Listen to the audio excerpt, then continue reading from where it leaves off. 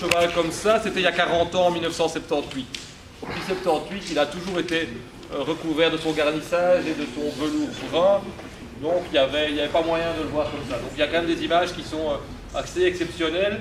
Et on espère qu'avec le travail qui est en train d'être fait, on est reparti pour 30, 40 ans sans le voir comme ça. Avant de céder la parole aux gens qui travaillent dessus, rappeler rapidement les éléments qu'on a sur le cheval Bayard. Donc, le cheval Bayard, il est créé en 1948 à l'initiative de René Sansen. Et le fait de le voir déshabillé, c'est assez intéressant parce qu'on voit encore les parties qui sont vraiment les parties qu'il a créées en 1978. Okay. 48, pardon. C'est d'abord toute la structure en bois, donc tout le plateau latéral, tous les montants, toute la forme du cheval, tous les cerclages. Ça, c'est vraiment le travail qui a été fait en 1948. Tout ce qui est la partie de la tête, donc ce qu'on appelle la tête du cheval Bayard, c'est le plateau qui est environ 60 cm, qui prend le cou et puis la partie sculptée de la tête. Toute cette partie-là, elle est encore de 1948. Et en gros, l'ensemble de la structure a tenu pendant 30 années, jusqu'en 1978, quand on a fêté les 30 ans du cheval. Et à l'époque, en 78, c'est le comité de rénovation du cortège qui a fait une première très grosse restauration qui a impliqué de remplacer complètement le velours et le garnissage, mais de remplacer aussi complètement l'habillage qui est un habillage en rotin avec un treillis au-dessus. Donc tout ça avait été remplacé en 1978. Et cette deuxième version du cheval Bayard a tenu, elle, pendant 40 ans. Et donc c'est vrai que voici 1 an et demi, 2 ans, voyant approcher le 70e anniversaire, et peut-être que vous l'avez, ça ne paraît pas évident, mais en regardant un peu attentivement le géant, on se rendait bien compte qu'il s'abîmait, on se rendait compte que dans le pelage, il y avait des différentes couleurs, il y avait des parties très sales, très empoussiérées, il y avait des endroits où on avait eu des déchirures qui étaient recousues, etc. Donc c'est vrai que peu à peu, on voyait que le géant s'abîmait. Donc on s'est dit, voilà, 2018, un anniversaire, c'est sans doute le bon moment pour se lancer et faire quelque chose.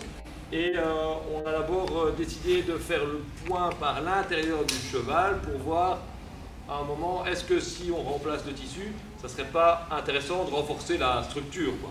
Et quand on a examiné par l'intérieur la structure, elle apparaissait relativement correcte. Donc la restauration de 2018 est moins importante que celle de 78, puisque tout ce qui est l'habillage en vannerie et le recouvrement en treillis, il n'y a pas de nécessité de le remplacer. Donc c'est essentiellement un travail autour du tissu, un peu de renforcement, Dorian pourra l'expliquer. Et donc il fallait trouver la bonne personne, la bonne équipe pour faire ça. Et donc on s'est tourné vers Dorian de Marc de l'Atelier des Géants, qui s'est associé lui avec Anaïs, juste pour la partie tissu.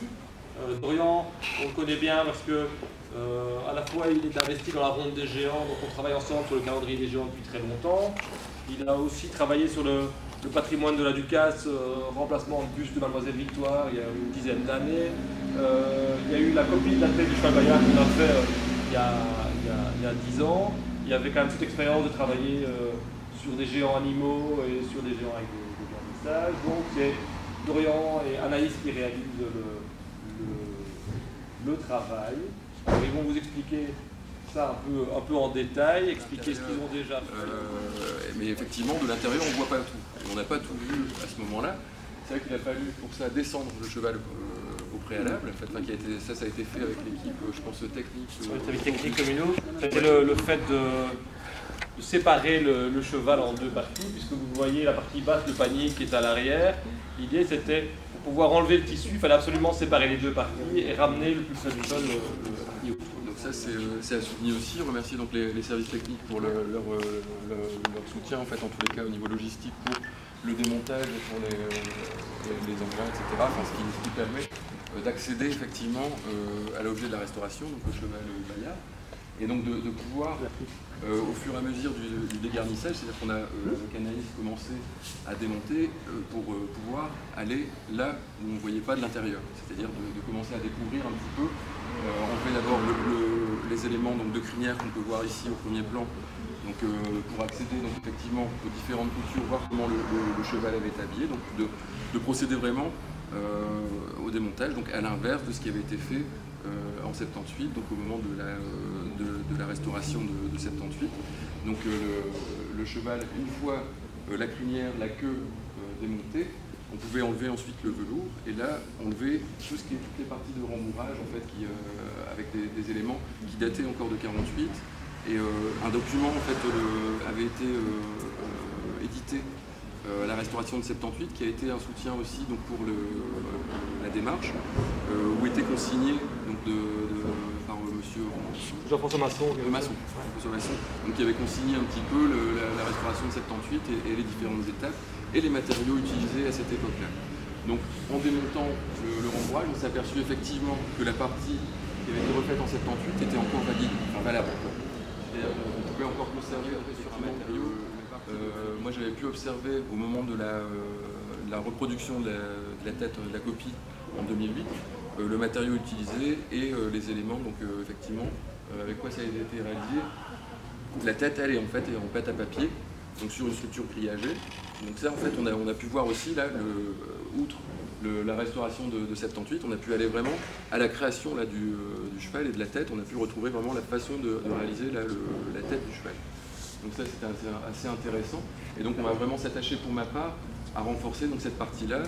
Demain, le cheval sera descendu pour pouvoir travailler vraiment à bonne hauteur. Et donc là, l'équipe des porteurs va venir mise à contribution. On va inviter donc là les porteurs aussi à voir cette étape-là de restauration et nous aider donc à descendre le cheval pour mieux travailler au niveau de l'encolure.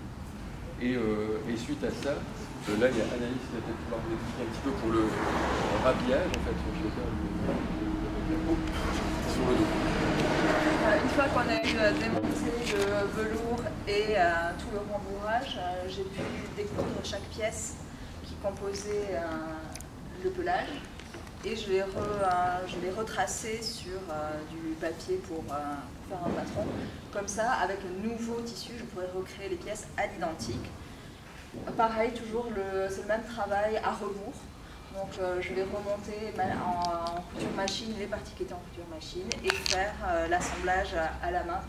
Il y avait quand même beaucoup d'appréhension au niveau de l'équipe du cheval Bayard, puisqu'à un moment c'était couper en deux le cheval, c'était quand même des manœuvres où depuis 40 ans on ne se rappelle plus bien comment ça fonctionnait. Alors le cheval Bayard a été à Lille, à l'habitation de Pierre Mauroy, c'était en 93 je crois, ou 91, je ne sais plus, enfin, au début des années 90, et là on avait dû le couper en deux, on avait un souvenir de l'opération qui était un peu délicate, et donc on a d'abord pris nos marques ici, ça s'est très bien passé. Merci d'ailleurs à Jonathan qui était à la manœuvre pour faire voler le cheval Bayard tout seul en l'air. Et le fait maintenant de l'avoir déshabillé fait que on comprend mieux comment fonctionne le cheval, quoi. Et donc à la fois on se rend compte qu'il a été conçu par René Sansen de manière très intelligente. Et si dans 5 ans, dans 10 ans, on doit travailler par exemple sur la tête, on a compris maintenant comment la tête se démonte. Et c'est assez facile. On a compris comment fonctionne chaque partie. Et on a aussi compris un aspect auquel tenait fortement l'équipe du cheval Bayard, c'était de respecter le travail et la structure de René Sansen. Parce qu'en 78, quand il y avait eu la restauration, il y avait une petite polémique après la restauration de 78, c'est que quand on regarde les photos d'archives, on voit des parties de l'avant du cheval, le poitrail, qui sont beaucoup plus dessinées, beaucoup plus en forme, avec notamment un mouvement qui est de l'épaule gauche qui se dessine légèrement. Et quand on a refait le garnissage en 78, l'avant du corps a été traité de manière complètement plate. Si vous regardez, si vous vous approchez, vous verrez qu'il y a un renfoncement ici sur l'avant, et si vous mettez le profil, vous verrez vraiment bien le poitrail qui s'avance, etc. Cette partie-là, on ne la voyait plus depuis 78. Et le fait d'avoir tout démonté, on se rend vraiment bien compte de l'existence des formes. Et une des volontés qu'on a ici, c'est de récupérer et de retrouver la forme originale. Et alors, deuxième élément sur lequel je voulais insister, qui est un élément quand même qui était un peu stressant, c'est le choix du matériau et le choix du velours.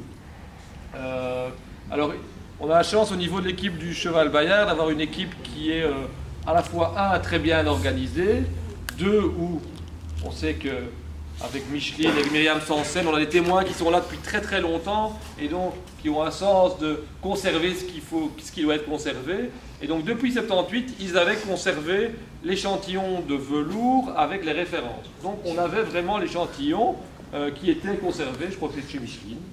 C'est Micheline qui avait le précieux sésame. Et donc l'idée, même si ce velours en 40 ans, il s'est donné, il s'est polissé, il a changé un peu de couleur. L'idée c'était de repartir sur la volonté de 78.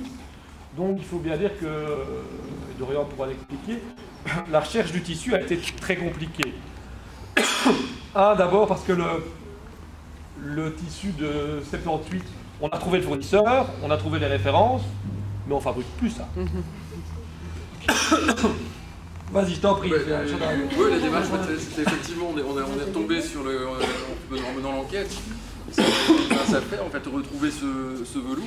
Et c'est vrai qu'il restait à cette trouvaille, en fait, on a vraiment l'impression de chercher le Graal à ce moment-là.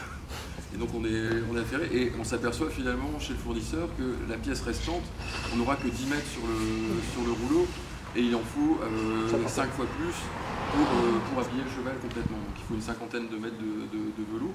Donc là, rupture de ce stock-là en tous les cas. Il faut comprendre que le brun foncé n'est pas spécialement un tissu qui en matière d'ameublement est très à la mode aujourd'hui, donc il faut... Voilà. Et donc effectivement, on a renouvelé un petit peu l'expérience de la restauration de 78, où on voyait donc consigner aussi, là, une recherche d'une quarantaine, je pense, d'échantillons de velours à l'époque. Et je pense que là, en 2018, on n'était pas loin aussi, je pense, de ça à peu près. Je pense qu'en tous les cas, peut-être même au niveau des fournisseurs, parce qu'on avait plusieurs dizaines de... Vous avez été à Tourcoing, à Roubaix, à Paris... Paris, Bruxelles. On a fait vraiment là tout ce qui était à nos portes. Et finalement, pour trouver vraiment ici, dans la région, donc, une entreprise de Moucron, donc l'entreprise de Porter, qui n'avait pas ça en stock, mais se proposait de produire le velours pour la réalisation, et ça valait le coup. Ça les intéressait de participer vraiment à cette restauration et de participer comme ça à la conservation du patrimoine régional.